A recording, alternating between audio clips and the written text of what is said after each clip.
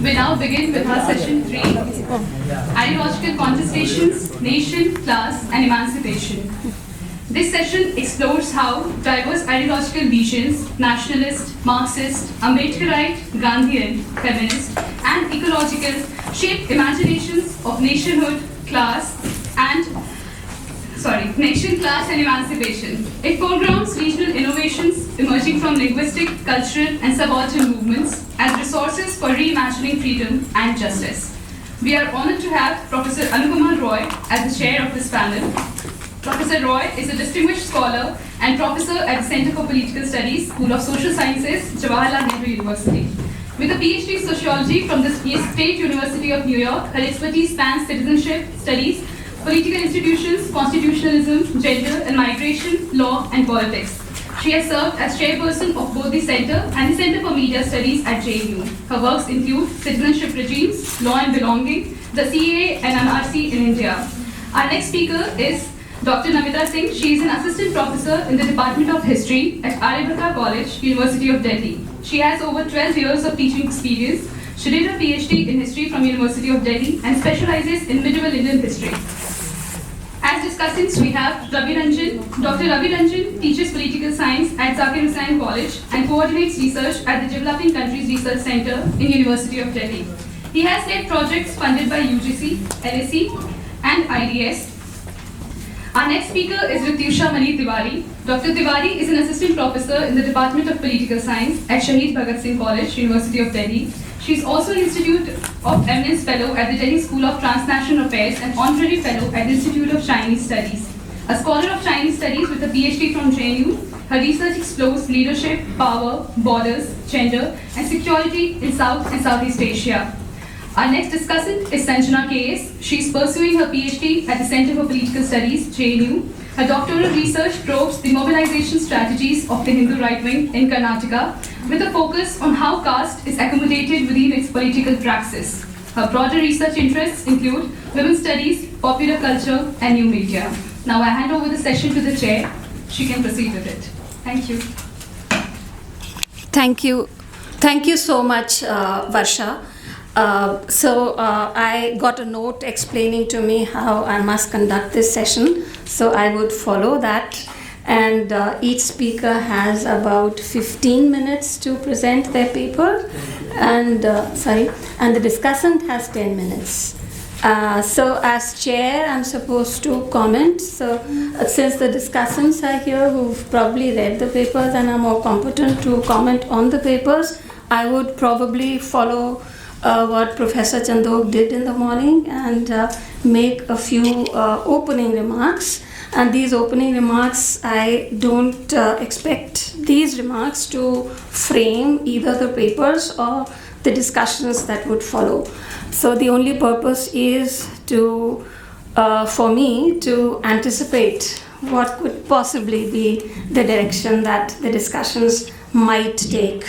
And I'm also mindful of the concept note that was prepared, and it's an excellent concept note written with a lot of clarity. And I'm picking out one strand from that concept note which talks about the multivocality and pluriverse, the universe of political theory could potentially be or must be seen as a pluriverse. But we all know that that's not the case, and this is probably one of the things that we are doing through this conference. And I think this session would not just continue what has been said earlier, but would also add additional services because it brings the additional dimension of contestation and ideological contestation in particular. So once we admit that there is contestation, there would be different ways of looking at some of the things that we have been looking at. And contestation would also assume certain ground rules, but it would also assume a confession that there are different kinds of positions. And these positions would articulate themselves using linguistic norms and structures which are not guided or entrenched by the dominant frames. And therefore, I think we have Namita here who would talk about counter narratives. And once we say that there is a narrative that can counter an entrenched narrative, we are assuming that there are certain conditions which would make these counter narratives visible. So to be able to hear, listen to, and identify these counter narratives would acquire also a disposition which is perhaps not available and entrenched. So one of the things perhaps I think we need to be looking at and talking about is this idea of dispositions, and what is it that makes some kinds of narratives more visible and more vocal than others. And then again the question of what are the ways in which these narratives would make themselves heard, right? And whether as Audre Lorde would say, what are the tools that these narratives would use, and whether using the master's tools or giving the master's tools the position of determining what your narrative would be, would perhaps not lead to a counter narrative. So we cannot use the master's narrative to dismantle the master's house. So the looking and searching for those narratives, and what are therefore the tropes and the idioms that these narratives would recover, recreate, create from scratch, or resurrect from what the traditions available to us, would produce those dialogues or engagement that the concept note is also always talking about. And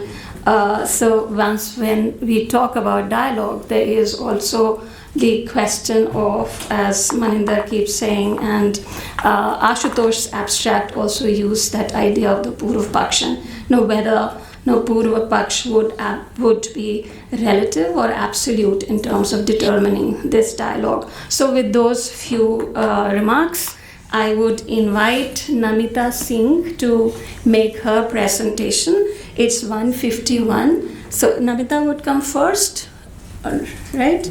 So and you have 15 minutes, Namita. Thank you. Ask the mic this way. Yeah. Thank you, Anupama ma'am. I would like to thank Maninder sir for the opportunity, and I just hope I do justice to the discussion here. Birha, I'm sure we've all heard the term somewhere or the other. So it's a folk genre coming from the Bhojpuri speaking region, and I specifically say Bhojpuri speaking region as it is not restricted to a portion of Bihar, but it goes to the certain portions of UP as well. And the genre originated in this region of North India that was originally the songs sung by specific castes. So as soon as I bring in the caste here, it already was a genre very specific to the lower sections of the society. So the Ahirs would sing these songs when they would take their animals or cattle for grazing, and therefore Kahar and Telis and others were known to be singing this particular song. So basically, this is a particular genre that was, sung by, or the practitioners particularly were from this particular group. Now, in 19th and 20th century is a very interesting period in Indian history, because this is the time when mass migration from this region begins. The migration and economic displacement from the region continuously reconstituted and expanded the audience and performers of Birha in this period. And this is where it gets interesting, and this is what I'm going to discuss in the paper here on. So the core theme of Birha usually, and especially in the 19th and 20th century, becomes the agonies of separation from the original form, where they would talk about Krishna and the childhood of Krishna, the Ras Leela with the gopis, and all of that initially now becomes stories of separation. And these separation stories, these stories of pain and agony because of the separation, was not abstract. It was not romantic in terms the way we look at the songs of Bhakti era. It's not one of those songs. It is a song that actually elaborates on the lived experiences of what once was a family and that's now left behind. The Birha performances are shaped by the realities of migration-led separation. Therefore, it weaves in sorrow as its central theme, longing as its central theme, and also the hope and joy of survival under the unfamiliar and hard conditions that they face in these migrated zones that they go to. So the Birha originally was a short 10 minutes performance per artist, and over time it transforms into this expansive musical narrative lasting half an hour to 1 hour.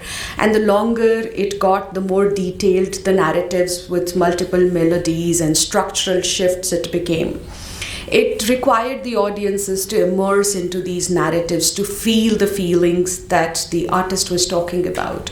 It was a processing method for the collective trauma of the migrants, whether it is cross-border migration, as it happened in case of plantation economies, or internal migration. So it's collective trauma associated with distance from the loved ones and the hardship of labor, like I said, was processed through these songs. So Birha was a living art. Its composition and practices did evolve over time. So, like I said, from the topics starting from the Gopi Krishna separation, it goes to a more relatable everyday scenario. For example, the birhas that you find from the early 20th century, we know there are great many men, especially Bhikhari Thakur for that matter, wrote Bidesiya, and he used this particular genre in that play as well. So the ones found in the 20th century were, and let me recite this for you all, were like Hamni ke rahab jani duno parani, Angana में कीच काच दुआरा प पानी, खाल ऊंचा गोर पड़ी चलल बा जवानी, देश विदेश जाला टूटही पलानी, केकरा पर छोड़ के जाला टूटही पलानी, कहत महेंद्र मिसिर सुन दिल जानी, केकरा के आग मांगब केकरा के पानी. So this is basically the person who's left behind is talking to the beloved who has left, and by the time we reach the later half of the 20th century, and especially when the Bollywood picks up this particular genre, and one that caught my attention was the one that was composed during the lockdown when we knew the laborers were migrating back home on foot, etc. खून पसीना सहरिया में भैया कौड़ी के भाव में बिकाइल बा, खूनवा पसीना सहरिया भैया कौड़ी के भाव में बिकाइल बा, चल उड़ चल सुगना गौवा के ओर जहाँ माटी में सोना हेराइल बा, अंगनैया के सपना सजा के मशीनियों से बेसी देहिया खटौनी, हाय रे करम एही पेटवा खातिर कबो वॉचमैन के ड्यूटी बजौनी, कभी ऐसे छिटा गईनी जैसे बोरा में सरसों छिटाइल बा. So it's as real as their experiences are, and it's touching and it's stirring, and it then so you see the content also changes from just longing to their hardships and their experiences as they change. So the vocabulary also changes. It brings in factories and machines and guardship, etc., all kinds of jobs, menial jobs that they pick up, and it's a long poetry, but I'm not going into the details of it, just to give an idea of how it changed over the years. So examining Birha alongside other genres within the Bhojpuri folk would be an interesting thing to do, because folk in general has this context in which it develops, and Birha couldn't be any different from any of that. So there are definitely similarities there that one notices. So let's say it has shared lineage and also drastic divergences. So for example, most of the folk that develops in a region marks the rites of passage, festivals, change in season, etc. Birha somehow does not. It kind of is related to a completely different trajectory of a laborer's life, a migrant's life. And however, it matches the peculiarities to agricultural labor rhythm. It uses the same composition style and also the performance style. So Jantasar is another genre of folk that we look at, and this kind of folk has developed across India, or wherever there is hard physical labor or agrarian labor that's there, and which is true of most of the India. So Jantasar are songs that are sung during the harvest, sowing, grinding of the grains, etc. So these songs are very small and cyclic in structure, because it had to then match the pattern of the body movement. And yet these songs also were about lived experiences of these village or rural people. It was also, like Birha, passed on into community through generations via the oral mode of passing knowledge. Both of them are located in rural material culture, so the idioms match, the expressions are similar. We talk about the same kuwa, the same nadi, the same khet, etc., etc. All of those things are there. So other kinds of folks also are there in Bhojpuri. We have Kajri, that marks the change of season. We have Bidai songs specifically. That's again another genre that talks about separation, but a very different kind of separation, where I'm not saying that Birha is not a feminine voice. In fact, at one point in my article, I will talk about it. But Bidai specifically is about separation of a daughter from the family that she grew up in, or the village that she grew up in. So it's important to note that as well. Then we have Sohar and Gari and other genres as well. So Birha uses the tropes from each of these genres, especially the humor and satire bit, to articulate anxieties and emotions, to mirror the memories of the land that is left behind. So while other folk forms are stationed in local space, the Birha migrates with the migrants. With its practitioners, it is also moving. Therefore, in nature and trajectory, it depends on the way it is curated and the land that it goes to. So the mainstream form of art takes pride in their well-preserved origin and transformation, because mainstream arts are neatly subcategorized, right, where all kinds of variation is either slotted neatly into a subcategory or muted out completely. The natural, organic poetry of Birha lives with its practitioners, so the fossilizing of the original is not possible here, and that is what I'm going to problematize later. 5 minutes? Only? I'm done? 5 minutes more. Okay, carry on. Sorry, because I've not even reached to the discussion yet. So, can we give an additional?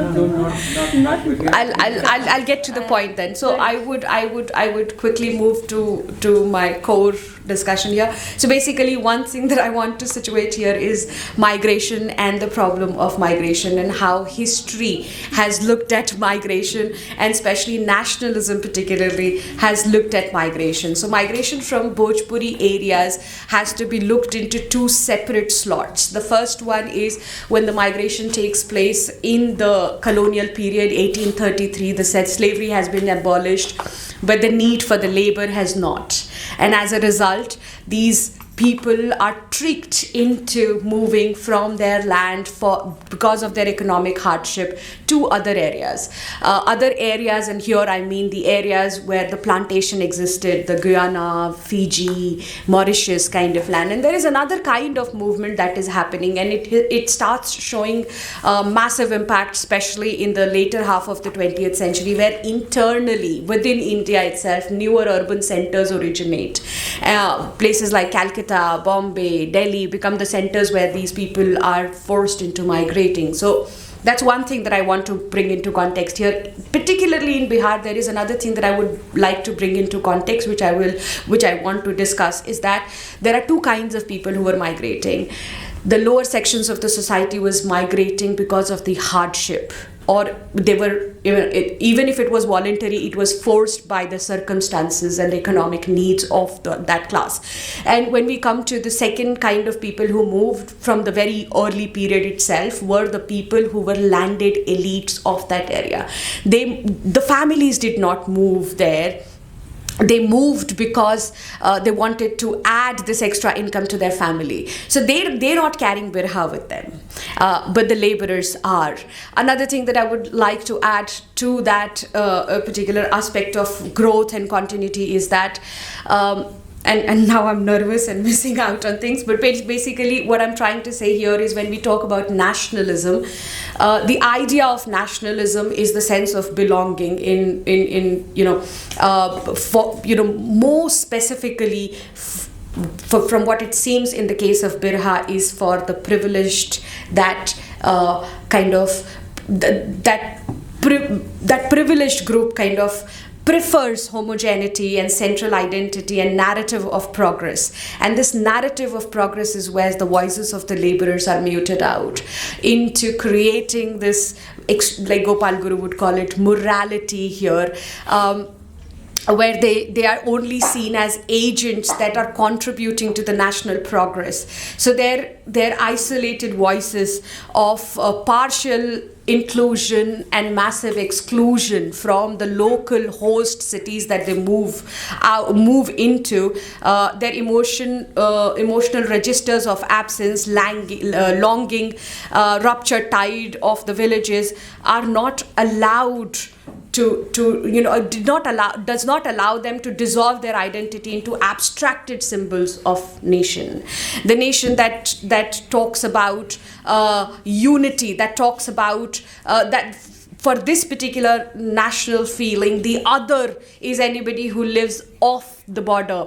And I'm not bringing about the migration that takes place because of the partition or pre-partition violence, particularly because people moved in groups, and therefore the communities that were left behind from wherever they were moving were quick enough to forget them. And they too found it easier to adapt to the newer situation because they had their flock with them. But in this kind of migration, where a lone single male member of the society was forced into move, was in a lot of distress, facing a lot of, I would say, exclusion from the society, exploitation from the system, was registering their voices in this genre called Birha. And I'm not saying it's loud, and I'm not saying that it's violent, and I'm not saying that it's a revolt. I am saying it's a scene where adaptation and resistance are put together in one packet and presented in these performances. The Birha reminds its audiences that citizenship is experienced unevenly, mediated by proximity to home cultures rather than by formal political structures, as we would like to believe. Another important thing that is for us interesting for us to note in case of Birha is that for the marginalized and minorities, inclusion into national frameworks has often been conditional and incomplete even to date. Legal secularism promised equal protection for diverse communities, and yet structural contradictions meant separate representations remained legally contested and politically fraught. And that is what I wanted to bring onto the table here today. Because it is a folk art form. Okay, because it is a folk art, I think I will take it up in the question answer session then. In the folk art form, another important thing that happens is that we are extremely obsessed with the idea of defining things. And because Birha is a lived experience, and therefore when we talk about recording these folk forms, there is a problem, and I'm not saying that problem has not occurred, but the pressures of market also impact these Birha practitioners.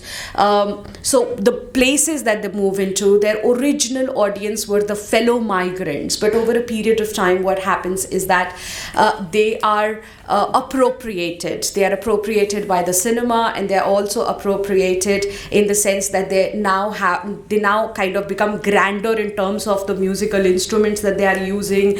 So the songs that were originally to be circulated amongst the migrant workers go through their own trajectory of going into cassettes and festivals, etc. And the moment you start performing an art like this into heritage festivals, they become cautious. And that is where the discussion should be. They become cautious. It's not resistance in the most raw form that it should be. It becomes muted, it becomes conscious, because they live in that context where they have to look at their sponsors, their masters, and also the political structures.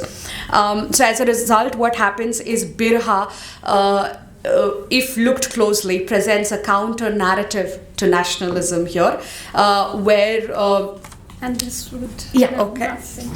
Okay, lovely. One sentence. So what I basically wanted to say was, even though Birha has not ever been studied in that context, I think it needs more scrutiny, because rather than limiting and muting out the labor experience, the experience of the migrants, we need to look at it, however uncomfortable it may be to the idea of nationalism and national unity or national identity. This needs to be addressed. Thank you so much. Thank you so much. Can I now invite Rityusha to present her paper?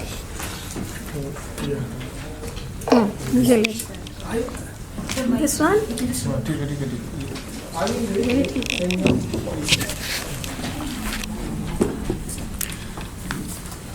Thank you, Professor Roy. So my paper is going to read out as different from the previous one as chalk is from cheese. So I will try not to stand out too much, but then it's a rather last minute reshuffle of papers from one session to another. So in that creative space that we have created here, I request the audience and the scholars to bear with me. That applies as much to her as to you. Yeah, so decoloniality and third worldism in Indian international relations, and I try to look at theory, perils and successes of this intertwining of two conceptual categories that I try to read within the Indian international relations. So my paper looks at the intellectual roots, the political praxis, and what it means for global IR project today. Because when we talk about Indian international relation, how it situates vis-a-vis the global IR. So I argue that India's taking up of the decolonizing project within IR lies in reading its consistent attempts to counter the epistemic strongholds of Western theory. And those attempts have been showcased primarily through post-colonial critiques that have emerged from time to time within Indian IR. The advocacy and the application and the voices that resonated via the route of Gandhian ethics and the solidarity projects of Global South, which is where the praxis part comes in. And just as a foregrounding of what I will do later, initiatives such as Bandung Conference, non-alignment movement, and the advocacy of new international economic order show this route towards cultivating a unique normative profile within global politics, which became some sort of sets of markers or identity for Indian IR.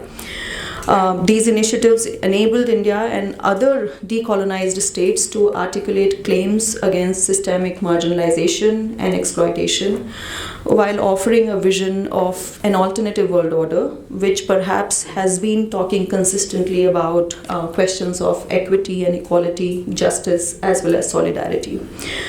At the same time, in the second part of my article, I try to highlight the paradoxes and limitations that emerge from the structural constraints that surround at the level of the operational exercise of Indian IR, ranging from constructs like geopolitical dependencies, recurrent economic crisis in the larger setup of the neoliberal economic paradigm, and also the divergence within the sets of priority that from time to time have confronted India as well as other countries of Global South, undermining the durability of this conceptual continuity of third world solidarity. So, and I try to conclude by saying that despite these dilemmas, the legacies of decoloniality and third worldism remain extremely significant, as they have shaped intellectual imagination of Indian IR by embedding a moral, ethical component in the engagement that Indian IR has with global IR project. Even in the face of persistent hegemony of Western frameworks and the politics of cultural essentialism that is very pervasive in the global IR context, these traditions within Indian IR continue to offer resources for rethinking the way we operate within this idea of international relations at global scale. Ultimately, I suggest that Indian IR occupies a deeply paradoxical position, at once invested in decolonial and third worldist commitments, simultaneously engaged in the logic of the Western connotations of power, hierarchy, and survival. And it is within this paradox that the enduring significance of Indian IR as a site for understanding how different participants within the global South challenge the hegemonic narratives of IR, dealing with the perils of fragmentation, co-optation, and contradiction emerge. So I'll bear with the time limit, hopefully. So I think in terms of introduction, I would skip introduction. I'll come particularly to very specific contexts of how I read the literature in this particular field. The first part of the Eurocentric, post-colonial, global IR, categories is reading Eurocentrism and how different canons of IR emerged from there. And all of us, we know that realism or liberalism have had a very significant grounding in Westphalian narrative, as well as the Eurocentric bias of reading the ideas of progress, development, democracy, free trade, often overlooking the violence and inequalities that came because of historical trajectories of how empires shaped within these particular centuries. The commitment of realism or liberalism or many of the hegemonic canons of IR to Western histories of modernity and enlightenment has been often pointed out, and it goes without saying that it suppresses or does not make way for a very assertive presentation of post-colonial or decolonial critique. Nonetheless, the post-colonial decolonial critique has challenged to a large degree the Eurocentrism by recovering the subaltern voices, interrogating epistemic hierarchies, and offering alternative imageries of world order. And work of scholars like Edward Said, Gayatri Spivak, and Homi Bhabha, and all of those basically go on to bring in this kind of foregrounding of the persistence of colonial legacies and colonial logic in knowledge production. Coming specifically to third worldism and global politics, the work of many scholars in that regard is extremely important to foreground this discussion. Of course, Vijay Prashad talks about third worldism as the emergent solidarity of newly independent states against colonialism, imperialism, and global inequality. It is not just about, the third worldism is not just about political alignment, but it is also about alternative visions of global order as to how global order should emerge. Is it about occupying power and becoming a power center in itself, or is it about politics of solidarity? So third worldism becomes an extremely important epistemic intervention in the vision of global order. That is not to say that it is without contradictions. The contradiction in the very category of third worldism is about divergences as to how you perceive of yourself within the world, which the realist might want to call as national interest or national identity and so on and so forth. But this perception of the self within how we look at the world is a very ambivalent category, and I would like to again point out that it does not become a fixed or rigid category, as it were. So even though the moral imperatives may remain continuous, at the same time, this identity or this aspiration to define the self is something which is very, it's fluid, it's in flux. So it cannot really be very, very clearly conceptually categorized. And therein emerges the contradiction. Now, Indian contributions in this regard have been very interesting, and I look at basically Gandhi, Nehru, and Tagore in that sense. And also would like to add that it's not always the conceptual, treatment of certain vocabularies that emerge from Indian experience. It's also the praxis which needs to be read in tandem with the intervention that was perhaps at conceptual level. So reading theory through praxis is something that also emerges as a very significant part of the Indian IR, case study. And Anibal Quijano and Walter Mignolo basically talk about decolonization, and they focus on coloniality of power, and they basically argue for epistemic disobedience, committing to the sense of, if we extrapolate that in how we read global IR today, there is perhaps a commitment to pluriversality rather than a universal category of concepts. So which is where I say that perhaps we need to locate the idea of third world solidarity, the idea of decolonization within this concept of pluriversality, where we are not really bound by fixed categories of how power reads, or how national identity reads, or how even hierarchies in certain contexts read. And I'm going to quickly come to the perils and successes part, which is because I've tried to outline the methodology here. So I'm going to walk away. I'm going to just give you certain key pointers to walk away with. If we look at, I'm shy of calling it as contributions or even successes, but certain spaces of hope in a very David Harvinian tradition, I would like to say, are the normative innovations that the Indian experiment brings forth, contributing to ethical vocabularies, whether it's the reading of Gandhi in terms of non-violence, Swaraj, whether it's the question of solidarity and promotion of or extension of solidarity with questions of self-determination, which broaden the horizon of IR. Equally important and extremely readable site is the institution building that happens and the efforts from Indian side on that in that context.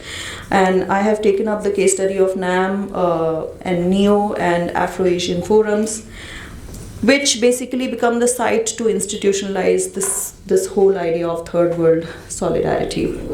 And then, of course, there are certain big constraints which emerge as at the level of the structural constraints or systemic constraints, where we have these counterparts from global IR challenging what is happening here in other parts of the global south, which is in terms of geopolitical dependencies, economic crisis, Cold War dynamics, which go on to undermine the conceptual categories of third worldism and decolonization constantly. Then there is, of course, the question of internal contradiction of balancing out or perhaps co-opting both these categories together and creating a whole, which is the two categories of moral ethical claims in setting the agenda of IR.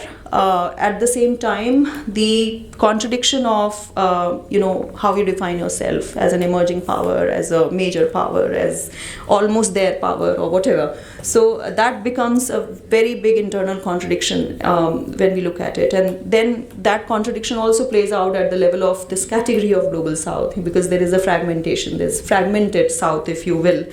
And they all go on to erode third world solidarity. So I'm going to quickly, and I think we can have a lot of discussion on the case studies about Africa, anti-apartheid, Palestine, China and the Asian unity, South-South cooperation. These are some of the case studies that I look at. I'm just going to read my conclusion, which is that I feel that there is a lot of talk about post-third worldism, and I would like to say that India continues to invoke the language of solidarity, and the praxis is increasingly becoming distanced from that solidarity. There are sharp interventions in context of this whole invocation of material interest and great power aspirations.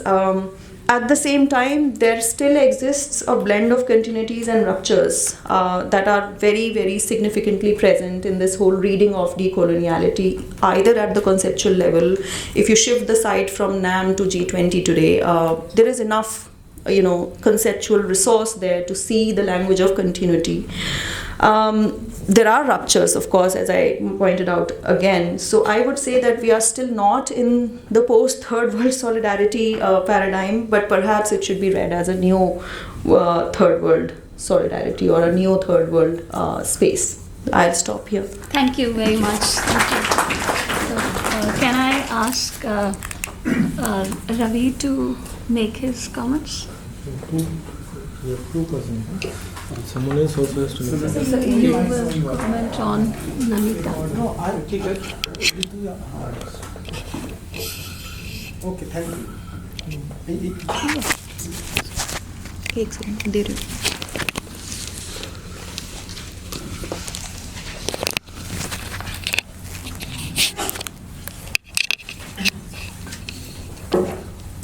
Good afternoon, and thank you for giving me this opportunity to reflect on these two papers. They were intensively trying to make argument for different conceptualization of nationalism, and most particularly Ritusa's paper, how nationalism has been used to restructure the international order or world order, and how third world is making an impact in this. But before that, I think when we are talking nationalism or any kind of identity, to take it as a normative value, we must understand that whether whatever the conceptual categories that we are using, whether they have the capacity to create a public reasoning or not. So that is one question to both the speakers, that how their conceptualization is going to create something called public reasoning, what Sheldon Wallin has conceptualized in his vision in politics. Because without having this idea of public reasoning, we can't engage in debates, otherwise it will be more fragmented. So this is one general comment on both the papers. Second, whenever we are talking about the idea of normativism, normative categories are creating political emotions, including nationalism, and they construct the changing nature of both political as well as public. So this both political and public has to be deal with the notion of public reasoning before conceptualizing any public policy or talking about the orders.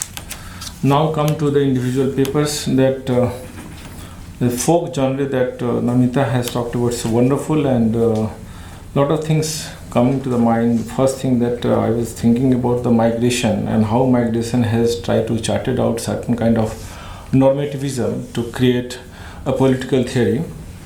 And the different folk genre, and it's not only the migration, but it's started from migration and ending to the idea of citizenship. When we are talking about recently America has deported many Indian citizens, and from this this kind of migration that she is talking about to the migration that is happening today, or the donkey route. So from Videsia to donkey route, it has owned it has a different kind of trajectory, creating a different kind of normativism, where we are calling about how we are going to situate the so-called quote-unquote Bharat's political theory in this design, when we are talking at the same time there is a Vasudhaiva Kutumbakam and the people are being deported like criminals.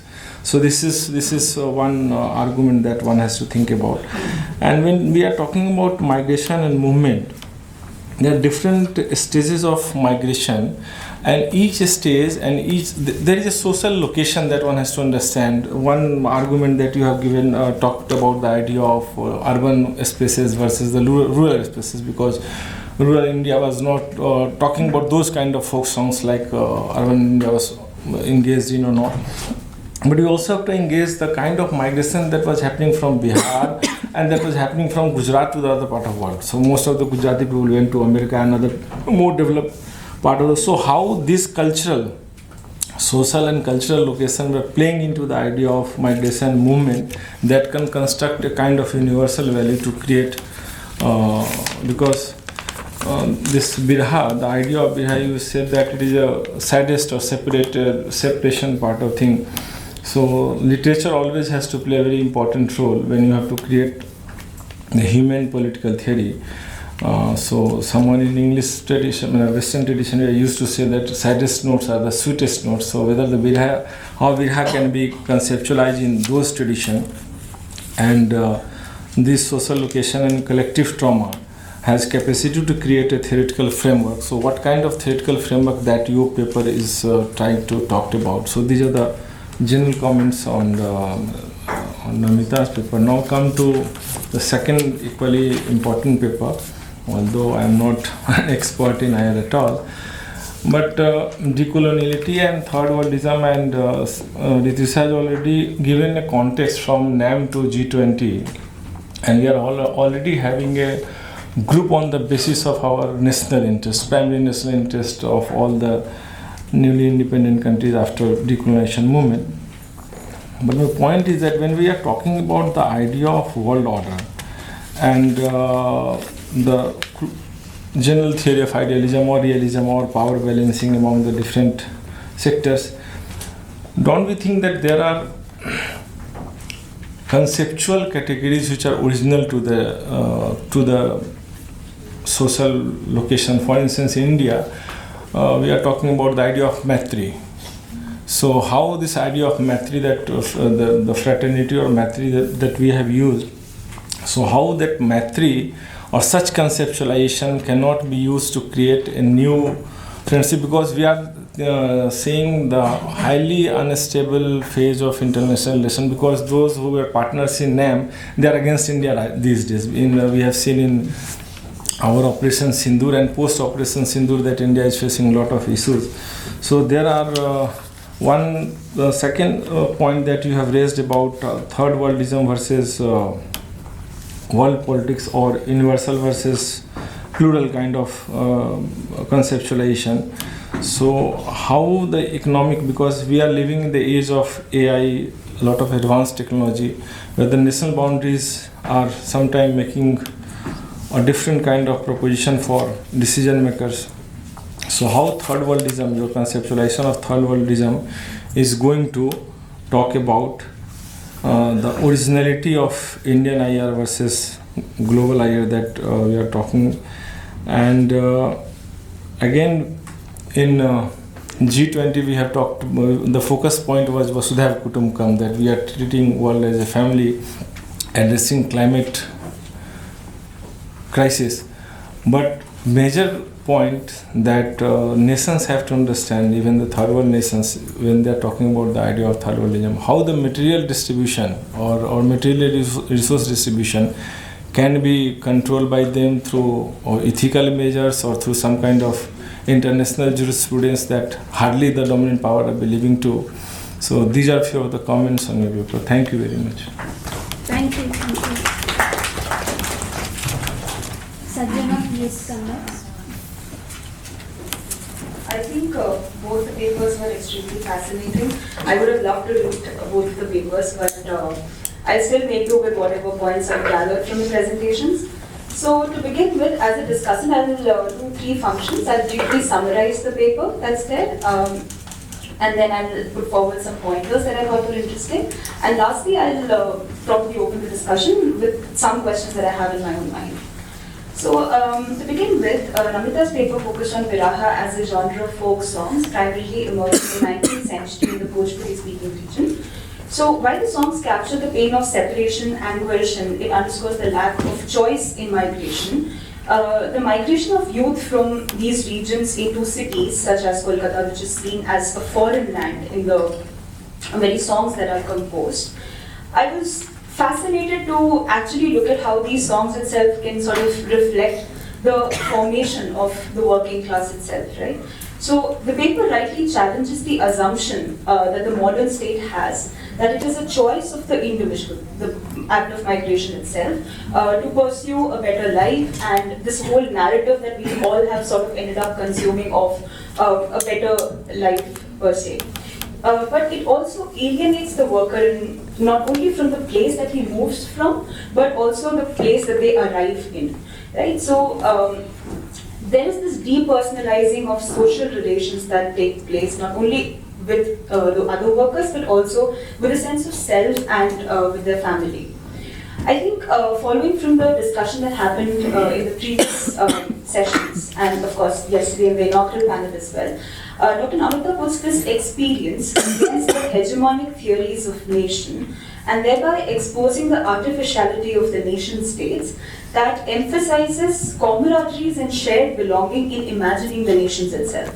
But what I also find particularly interesting is that through Birha as a folk genre, she also reflects the multiple ways of imagining nation itself, particularly through oral traditions, as opposed to print culture, which has been emphasized on imagining nation. But also imagining multiple nations within the nation itself, not only imagining nations, but within the nation. Now, using the case of Birha that offers a counter-narrative for a hegemonic concept of nation and belonging, you also put the focus on the region itself as opposed to the nation. But I appreciate the fact, and I think this is also the merit of the paper, that instead of just reducing the focus onto the region, you also look at the way in which region and nation, both of them, are interacting with each other, and do not necessarily tether the theory making to the regional or the vernacular itself. Now I would move on to some of the pointers that I found interesting and also some questions that I have. Firstly, I believe that the nationalist narrative of political sacrifice that I think you had mentioned in your abstract, I think that's a very interesting concept to sort of delve into, because this idea of political sacrifice has been used before in the making of the nation in the developmentalist narrative as well, be it from the Nehruvian era or to now, as rightly mentioned during the COVID-19 pandemic, when the workers had to migrate for long distance walking on barefoot. So I think political sacrifice would have been a theme that I would love to have maybe heard more on. And the other theme that I also would like to have you focus on was cultural trauma and belonging vis-a-vis the nation. By highlighting the socio-cultural and affective experiences, not only does your paper bring forth one of the many contradictions of the nation, but it also provokes one to ask, what are the potential radicalization of people, as it becomes in notes, of people who are set to lose their livelihoods? The social and political responses of these communities to rapid economic transformations comes up in the songs that you mentioned in your presentation. But it also elucidates on the class as a relationship rather than structure itself. And having said this, it is also important to ask the formation of the subjects through ideology, which is the primary concern of this panel itself. I'm tempted to use Gordon Thurman's work on the power of ideology and ideology of power, of how ideology interacts with not only how the state uses ideology towards its citizens, but also how citizens use it to further political mobilization and struggle. And in your paper, I think there's a lot of scope of how feminist research can sort of pursue the gender and the caste intersections that are there. So subjects can not only be subordinated by the ideology that is being promoted, pushed on by the state, but also have their own counter ideology. The question that I have for you is that I would like you to think more maybe on how the current nationalist notion of Hizbullah diffuses the radicalizing potential by occupying not only the political but the social space as well, which is where the songs are primarily being composed. And now I will move on to the next paper. I think the question of repurposing the very narrative of political sacrifice and diffusion of the radicalizing potential would have been answered better probably had Ashutosh sir's paper been here, but unfortunately he couldn't join us. But the reject of the original lineup, however, also is extremely interesting, as we got to read Rityush Anand's paper as well. So, I'm sorry I'm taking too much time. No, you have 4 minutes. Oh, perfect. Right. So, Dr. Rityush's paper acknowledges and recognizes the endeavors of post-colonial theories and Gandhian critique and solidarity. It also looks at theories of decolonized state and their legacy of democratizing and diversifying epistemic strongholds of IR. Now, the paper argues that Indian intellectual traditions in IR can draw from the rich resources of its IR praxis. I like the point that you made about the Indian paradox, that the paper underscores rightly, that comes from the dilemma of posturing India as a great cultural power, which is informed by the hyper-nationalist and modernist jingoism, in stark contrast to its decolonial commitments. This paper assumes a fundamental significance, I believe, especially in times when brand India, to borrow from Ravinder Kaur, in its aspirations to become a Vishwaguru, blending cultural and material factors to build its global identity. And how does that impact the domestic politics itself? I think this branding has remained in discourse in India for a very long time, with Incredible India and India Shining as well. But national pride being closely tied to the global market is something which is a very new phenomenon that's happening. Bharat is now not only a nomenclature but is also becoming an aspiration, right? It provides an alternative vision of global order as well, as you rightly pointed out. Yoga is being used as soft cultural power. So I believe that the paper did justice to the title that it had, but I would have loved to see it expand more towards these questions that emerge from your paper itself.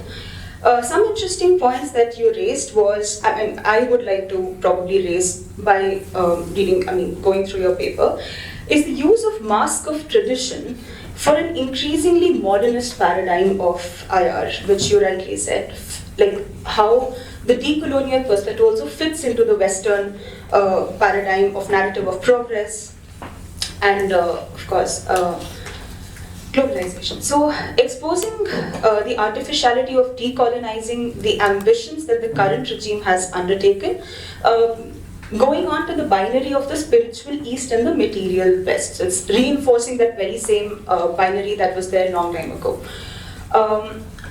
The final point that I have to make is about how does the current regime resolve and sustain the boiling and brimming pot of contradictions that are emerging from the very praxis of IR itself that you mentioned, specifically in the context of how US, India and China are sort of in a triangular, it's almost like a love-hate triangle now.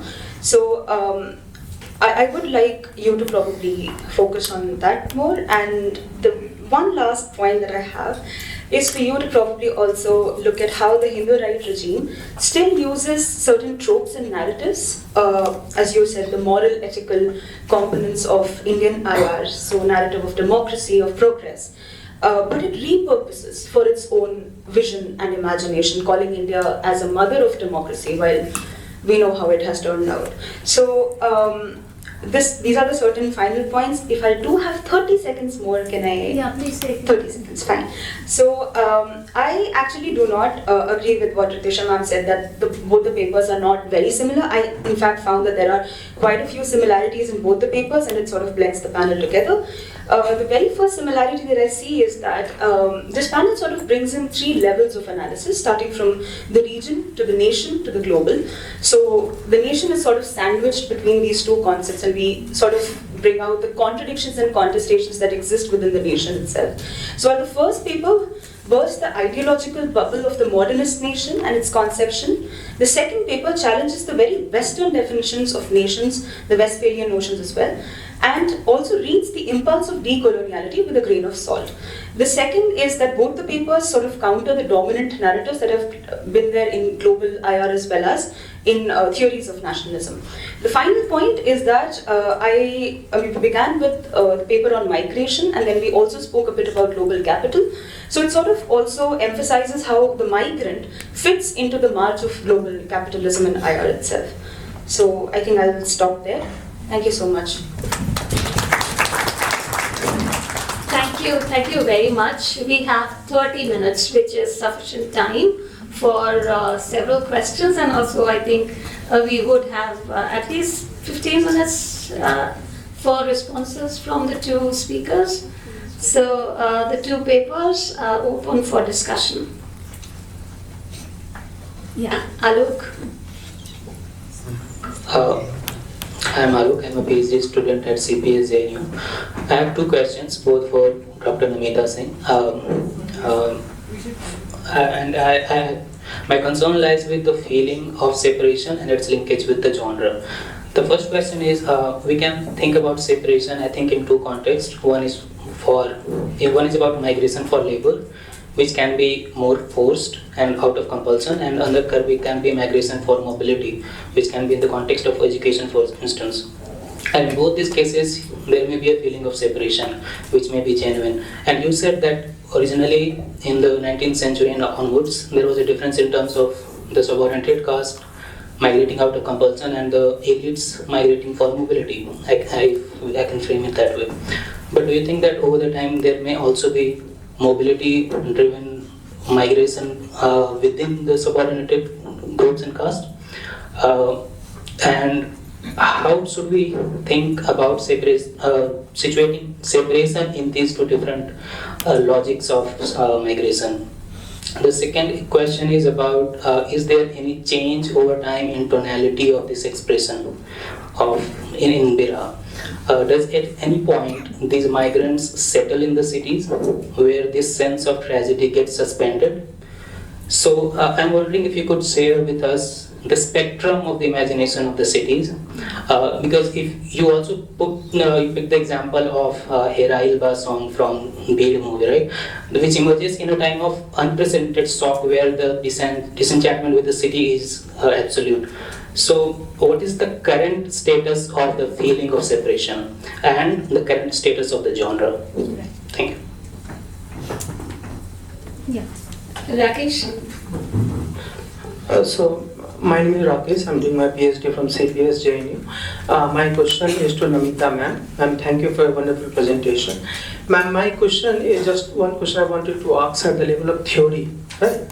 So when you are talking about Birha, I found two things that I found a bit amusing and intriguing by the fact, because one is on the part of theoretical disjunction between abstraction and lived reality, and second is some kind of reversal in the theoretical rhythm I saw. I can explain this in the manner. When we see Birha in our own genre of bhakti and all, we see that there is a kind of lived playfulness that lead to some kind of separation at the lived embodiment, and then abstraction that we see in Bhagavad Puran, especially when they talk about Braje Prasiddham Navneet Choram, right? Gopang Nanam Chadukul Choram, Anek Jan Marjit Pap Choram, Choragar Ganyam Prashanavami. And then we go to Haras Panchadhyay and we see the kind of separation where there is a collective trauma, the word that we used, of the gopis on the sand dunes of Yamuna river, right? And then it's going to abstraction when Uddhav comes to tell them about the larger reality of the Brahman. So, but I saw the kind of reversal in your theoretical juncture that was saying, where you told that from abstraction it comes to lived reality in terms of the experiences that you told. This is one. Second is, ma'am, the kind of theoretical disjuncture I also saw between abstraction and this, because if we see from the school of phenomenological school like Edwin Husserl, and we can see like Ponty, Merlin Ponty and all, would see Birha as a kind of deferral of meaning, fulfillment or presence, but Birha also has got a kind of generative force rather than some kind of lack or Lacanian lack we can see. And then we see in the schools of existentialism like Sartre and others talk. So if you talk in terms of lived experiences, then there comes a kind of perimeter, a kind of condition of finitude that comes, which has got, of course, the attachment of emotional texture to it. So this kind of disjuncture between abstraction and lived reality, which we do not see in our classical literature, especially Bhagavad Puran that I quoted, and this kind of reversal also, playfulness to restfulness and abstraction. So these are the two questions. Thank you.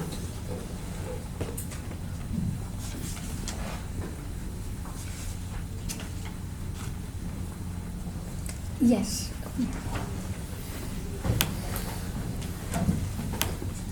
Hello. Thank you, ma'am. My question is to Ritusha, ma'am, especially about the IR. As you talked about the Westphalian history of IR and its Europe-specific nature, and which shaped the disciplines epistemology as well as ontology. But when we are countering that from the global south, what are the alternatives we propose, like for the disciplinary history and for the discipline as a whole? Because when we propose multiple births of IR, or in that context, every country has different IR. We can talk about Indian IR, Chinese IR, but how do we move forward? Like when we are promoting nation-specific IR, so where does the discipline as a whole, IR discipline as a whole, fit in the context of solidarity, which we are talking about? Can you introduce yourself? My name is Siddharth. I'm pursuing masters from Delhi University. Thank you.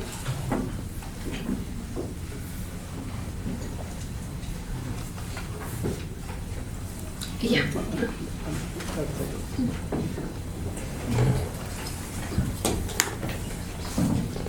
This is Vishal Kumar, pursuing Masters from University of Delhi. I have two questions, one question from Namita ma'am, another from Ritisha ma'am. So if we see Birha as a folk, we can say that it's a community-based folk which is particularly related to Yadavs of Bihar. And there are also different community-based folk like Jansar, Malhar and other communities. So there are different communities which have different folk. Then at what point we can stop seeing community, because there is a further division among communities also.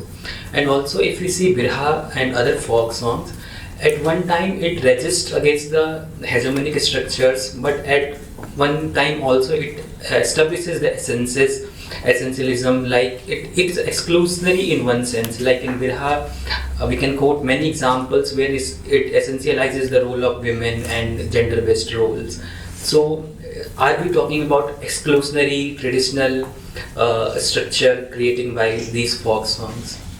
And my another question from Ritisha ma'am, that if we are talking about third world and solidarity and something like cooperation, but if we see the same relational theory of China and India, they are talking about, like we talk about solidarity, but at the same time we are talking about Vishwaguru.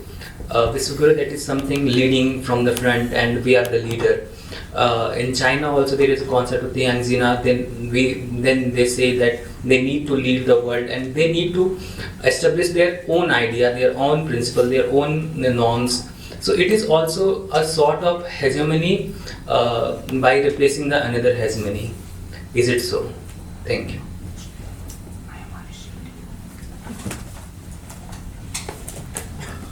Hello, this is Avik from CPS JNU. So my question is to Professor Namita Singh. Birha is a very interesting genre, and I was just noting like how migration can be from one region to the other, and I was just reminded of the migration of Bhojpuri speakers and Awadhi speakers to say Calcutta in the late 19th century with the setting of the jute industries and all of that. And so on one hand there is some kind of a separation, but that separation somewhat gets transmogrified into some kind of a communion on some kind of a shared identity from the 1920s, 1930s and 1940s. There is a new invented community in Calcutta that is getting politicized around nationalism, and they are participating in riots and all sorts of mayhem during that time. So, and this nationalism is somewhat collapsing into, say, religion also at the same time. So there is separation, but there is also some kind of a new kind of a communal feeling that's taking place of the migrant workers in Calcutta. Like I know about Calcutta because I've studied it a bit. So, thank you.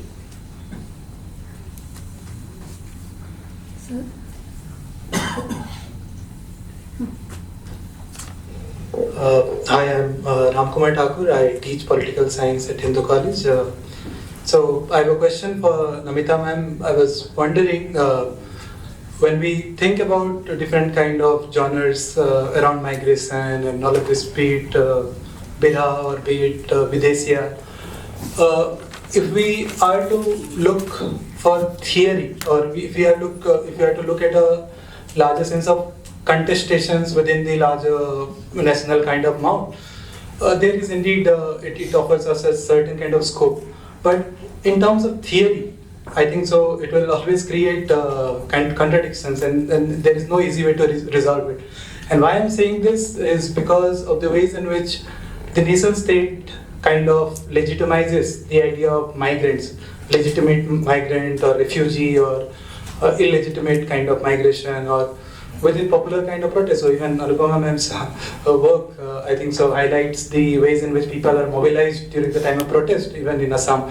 So I think so, maybe in terms of the memory, how memory is very instrumentally used, it is weaponized I think so. To look for theory in that sense, maybe it will be a very difficult task. So yeah, I'll leave it here. Thank you.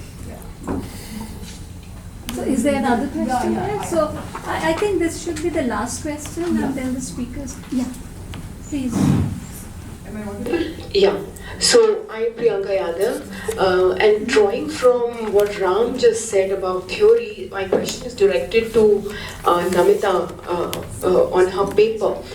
So first of all, thank you for bringing Birha to this intellectual forum. It's a huge task that you have achieved. Secondly, I also wish to know how do you conceptualize Birha? Because the conceptualization of Birha is important, because Birha by Bhikhari Thakur is way different from what the Birha is done today by Dinesh Lal Yadav or Vijay Lal Yadav. Correct? Secondly, Birha, which was once equated as something of an equivalence to Lavanda Nach, it was isolated, it was secluded, it was looked down upon, it was gendered, it is gendered, and it's not a very good thing to watch Birha. So in that case, do you think it is unifying? Being an Ahir myself, I could point this question to you. So at that case, do you think before becoming a counter-narrative, do you think it is unifying enough to become a counter-narrative? So this is what my question is to you. Thank you very much. Now the two speakers can hold forth. Namita. Oh, give me a second. I need to gather my thoughts first.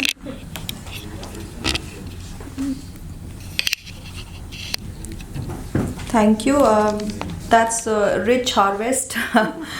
Thank you to the two discussants, and also to the questions that were raised directly to me. But the questions that were raised to Namita, I was thinking about some of those questions. It's a conscious stream of thinking, and I'll take a cue from one of those questions to answer how I articulate some of the responses. Okay, so coming to Ravi's invocation of public reasoning, how does this paper respond to public reasoning, and what kind of memory does it create when you talk about decoloniality and third worldism? There was a question about memory, so when we look at look at the praxis of Indian IR, I think it's extremely important to keep a tab on the memory of those post-independence years and decade, of the freshly minted the New India project that had just emerged out of 1947. So IR is definitely not devoid of these emotive capacities of memory and invoking certain memories for certain causes. And if nationalism is a memory that can be invoked in a very culturalist, nationalistic sense, but it's equally a memory that can be invoked in the context of, claiming nationalism for certain entities who couldn't claim it otherwise. So there is this question of Palestine, which is why I'm saying that reading of what India is doing today in terms of its policy towards this ongoing genocide against Palestine is extremely, it will be extremely problematic if we forget the memory of what we did earlier. It is in the capacity of a newly independent nation that we stood with others who were not yet independent, and who were claiming or who were asking these questions of self-determination, who were facing these tensions of territoriality and so on and so forth. So I think memory becomes a key aspect of decoloniality and third worldism. Today, when we would like to claim the category of Vishwaguru, as you pointed out, and we would like to play along with words like Vasudhaiv Kutumbakam, the inherent tension that these, that the memory of the word third worldism brings to the table is extremely important. Because, and as you rightly pointed out, I think Sanjana also pointed out the love-hate relationship that we have with other countries right now, whether it's the US or I would also say China. Pakistan. So there is this whole connotation that is it still possible to introduce a new conceptual category beyond decoloniality or beyond third worldism for even the current regime? They haven't been able to do that. Because there was a certain context and there was a certain practice that emerged out of the experimentations after 1947. When we look at the legacies of Bandung, those are the legacies that we are reaping even today when it comes to confrontation with the quintessential powers that be in world politics. So you said the word Maitri. Maitri, can we use that term in the context of India-US relationship? Were we able to use it ever at any juncture which needed a certain decisive practice or an outcome or a decision? Were we able to use that? So what happens to the term Maitri then? Who exactly are the friends and who exactly are the foes? So the kind of emotional capacity that decoloniality and third worldism have to redefine and define and again redefine these words, perhaps it's not there with any other conceptual category as of now when it comes to Indian IR and its praxis. So to be able to define Maitri in a very realist sense is perhaps not something that has happened till now. As much as the current regime would want to, hasn't been able to do that. So you are still stuck with the category of decoloniality when you have to counter the hegemonic interventions coming from powers that like US. The Trump tariffs. The way you make sense of Trump tariffs in terms of your responses is not outside the praxis of decoloniality. It's still very much entrenched within that conceptual framework. It's also entrenched within the conceptual framework of third world solidarity. And the case study that I've taken is the climate justice, the negotiations that Indian foreign policy has to make, Indian diplomacy has to make in terms of climate justice. And the very pitch that we have even today in terms of articulating the conceptions of global south. We moved to this new paradigm of AI and digitality, and you talked about how can we make sense of that. All these forums and all these different multilateral, bilateral or ventures that we have in terms of who can we cooperate with, we are invoking the category of global south. We are invoking the category of those who haven't arrived yet. The very idea of third world, those who haven't been given an equal pedestal. So we are definitely talking about a digital global south, for instance, and the digital global south is not based on power hierarchy. It is about ameliorating those power hierarchies, doing away with those notions of inequality and injustices. So claiming justice in all of these new unfolding ventures of how nations, communities and entities interact with each other, whether it's in the digital space or whether it's in the in a different social space. So I think that's a very interesting angle to it, the emotive capacity that these two constructs or concepts could bring into our ongoing discussion. So thank you for that point. I might just take it with due recognition to you. And Sanjana, I think I've just kind of interwoven my response, but I would like to flag another point in the context of this aspirational Bharat, this claiming of the status of mother of democracy. The contradiction that is presented in what the current regime is doing in terms of they would like to claim certain concepts, but they are not able to wed it with praxis, as it were. So that creates a loss of legitimacy, not just here in the intellectual discourses, but it also creates a loss of legitimacy in the larger academic spaces, larger political spaces, where one would like to pitch oneself as a certain Vishwaguru or as a certain, mother of democracy, not being given equal status, not being taken seriously, because it's just for the sake of performative, owning up of those concepts, and rather than actually bringing them to praxis. So whether the decolonial commitments remain alive today, well, if you want to own up decolonial agendas, you want to own up decolonial solidarity, then the commitments also have to be in place. So if you read the fine print of how India engages with the world, the fine print is not yet moved away too much from the decolonial narrative. So there lies the ink, and there lies the paper, and there lies the proof. So one would not like to name it per se, because it then connects with the Nehruvian legacy, it connects with the, Gandhian legacy, Tagore's legacy. But then what alternative do you have? So how do you define Maitrey? Do you define Maitrey as anything other than global South solidarity? You don't. So you become the voice of the voiceless. It's still pitched around those, moral ethical imperatives that were created since post-independence.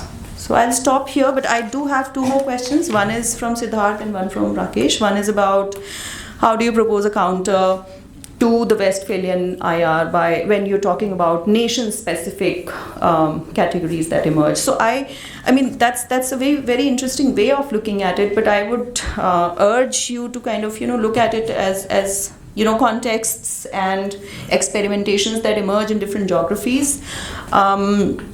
So instead of calling it simply, and that is why I said, Indian contribution to IR or Chinese contribution to IR, can we move away from that and look at whether certain concepts that emerged in different geopolitical contexts, in different geographies, do they speak with each other? So you took up the example of Tianxia, and again there is a stark there's a danger here. Which concept do you pick up? Do you pick up the Kautilyan narrative of Maitrey, that there are no permanent friends, so there are no permanent enemies? But do you pick up, or you move away from that and you pick up a different connotation of Maitrey, which is possible for us to look at? And I don't think we are still in the Kautilyan narrative, because we are not looking at Maitrey in that manner.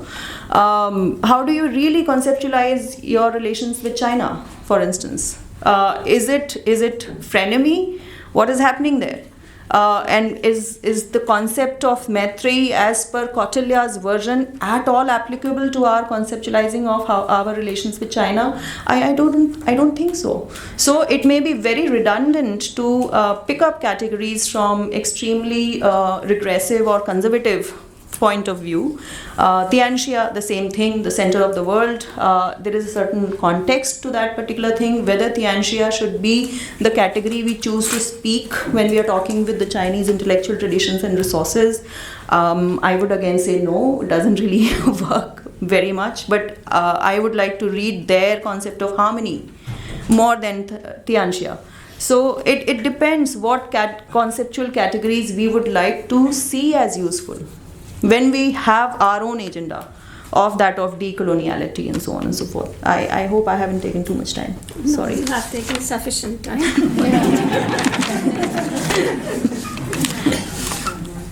It's me who has time management issues. So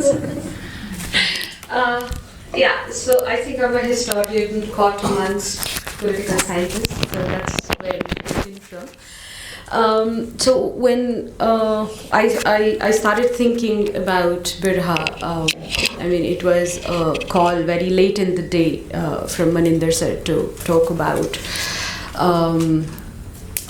to participate in this seminar, and that's because I originally work with folk. Birha came to my mind. I would agree with you that Birha definitely is a women experience picked up by the male practitioners, and the longing that is expressed, or the imagery that is expressed in those songs, are from the abandoned courtyards, and the terms that I used, the scenarios that I used, use domestic idioms common to women folk, not to men, but it is borrowing here, where the men pick up the women voices, the men borrow how the narratives cultivated in that space, and they carry with them to the migrated spaces that they go to. So there is a blurred authorship to start with here. The narrative voice allows audiences, therefore, to inhabit multiple personalities in a single performance. It is this flexibility particularly that gives Birha more power as a migrant chronicle to start with. When you're talking about whether it is even a legitimate voice of a particular class, for the migrant single male laborer that has moved from the space that he has. It actually ends up telling you a very nuanced and layered subjective sort of perspective, rather than cater to only one vantage point in that case. So yes, of course, Birha has definitely been criticized as a very gendered voice, but you know what, I'm a medievalist, so it kind of takes me back to the times when we study Rekhta, so Rekhta is again one of those genres of poetry writing where it's the men, Rangila or others, are men that are talking about women experiences. And what is interesting and different from Rekhta in Birha is that these men did not have access to the lives of all women in the medieval times. The only companionship that they had were the women who were present in the public spaces. Therefore, the kind of tonality it has is not suited to the so-called sophisticated groups of that time. On the contrary, when we are talking about the Birha singers here, and when you talk about Londa Nach and Birha coming in the same category, in fact, to us Biharis belonging to that part of Bihar, also adding a certain level of embarrassment in these migrated cities that we come to. I think that is where the question came from. But my point goes beyond that. It's the discomfort that we are feeling as people belonging to a separate section of the society from Bihar who migrated voluntarily, and the groups that are forced to migrate, the agrarian labor that is forced out of their households, and they are missing the companionship, the closeness, and then that is enacted onto these stages. So well, it does not have the other side in those narratives, in the physical presence of the sense of it, but it does kind of represent the agonies and the longing and the separation that the men, the migrant workers in these situations are then facing. I hope that answers your questions. Moving on, I don't know in what order I'm taking the questions, but I'm going to take them all one at a time. They do not have, so I told you that there are two kinds of migrations that we are talking about when we are talking about Birha. The first kind of migration, like you said, is the one that is taking place in the colonial period. And even within colonial period, there are two distinctive time periods that we are talking about. The first one is when these men are going out of the Indian boundary, as they say, to the plantations. It's a new land, they are not familiar to the language, etc., etc. When you compare, somebody asked me about Gujaratis moving out as well and all that. So the migrations took place not only from the Bhojpuri speaking region, but from all over the place. It's just that the percentage of people moving to certain plantations were more from the Bhojpuri regions than the other areas. So as a result, it's not only the hard labor and the hardship that was brought to their life that was there, but the problem is there was a hope to return home, but no possibility of it. And even in the isolated cases where a few migrants did manage to come back home, they did not have the savings or the ability to change their social class as they would have hoped for before leaving. So the only choice that they had was to somehow negotiate their space in those foreign lands and also kind of maintain their identity. Birha becomes a tool in that process. Birha not only becomes a space where they relieve and relive their idea of home, their idea of Des, and I'm not using nation here, Des. So if I'm to use Appadurai here, he says nation and state. The migrants live in that hyphen, and this is precisely what I was trying to kind of bring to everybody's attention when I picked up Birha. Like I said, I'm a historian, so more than the theory, the idea is to present the case studies that kind of prove true to the theory. So that was one. So what happens is that when, Birha also helps these laborers find a certain sense of connection and a certain sense of community through these performances as and when they were played out. So the distance condensed the identity into extremely symbolic forms that were channeled through Birha, and that is why it became important for me to pick up this particular genre. It was nostalgia, but also frustration. Therefore, these voices cannot be silenced. I mean, I understand that a lot of people pointed out that there is a problem when you talk about the theory bit of it. But at the same time, when we look at the subaltern historians and the voices they pick up, they do already point out these uneasy spaces that nationalism has to kind of trade through. And it's always been kind of problematized. So what would happen is that these migrant laborers would also then form networks in these foreign lands, whether it is internal or outside of the country. The political stability or instability of that land also then decided the push and pull dynamic of these migrants, bringing them closer to each other. And over time, the integral part of mobility, that is the economic structure that they were leaving behind and they were moving to, decided the migrated space that they created, right? So these Birha songs were not simple performances for entertainment or connection, but they also kind of become like rite of passage moments for those migrants. And I'm talking about the colonial part of it.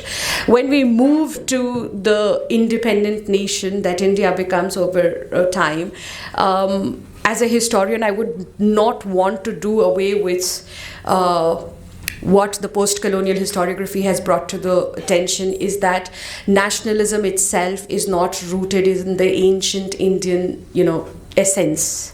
And as a result, when you kind of look at that, look at Birha from that perspective, you understand that Birha, there are these stories of sacrifice, of shahidis and stuff attached to the national movement that brings a certain sense of collective identity to the nation. And then there are these silent, meek voices that are presented through Birha, where the nation building lied on their shoulders, but the integration within that nation beyond their state or regional boundaries did not exist. So it is that discomfort that I wanted to highlight. I'm not sure if I wanted to add to the political theory of it or not, but I definitely wanted to bring in the discomfort that Birha kind of brings into that picture. And the urban centers like Kolkata, Mumbai and Delhi, like you said, over time, it is voluntary. But let me tell you that even in that migration, there are two classes. There is a middle class, and then there is a marginalized section of economically and socially marginalized section. For them, it is never voluntary. It may seem so, but it is in the lack of the state's ability to give them choices to find employment back home than voluntary as it may seem. The middle class, on the other hand, has had a very interesting relationship even in the colonial period with this idea of nation stuff. They've always had this duality. On one hand, they were subordinates to the imperial masters, they were being dominated, and on the other hand, back home, especially in a social setup like Bihar, they would become the dominated group that would want to subvert and subordinate these voices. So I wanted to bring Birha into the discussion on this table today so that it can be explored further. But that was my attempt at least. Thank you. Thank you very much, the discussants and the speakers and the audience. And I hope I managed time well. We started 5 minutes late and we've ended on time.